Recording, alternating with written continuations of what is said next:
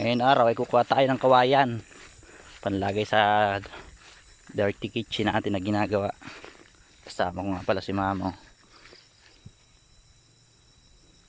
Kita tayo ngayon sa taas.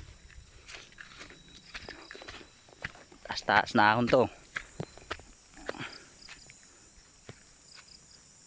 Ito nga pala ang paligid ng aming bahay. Makaakyat pa kaya ni Rarayuma? Ay, hirap na.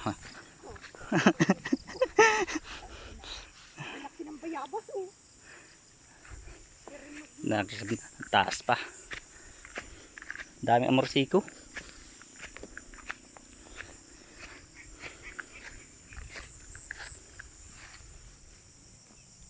Tungaw.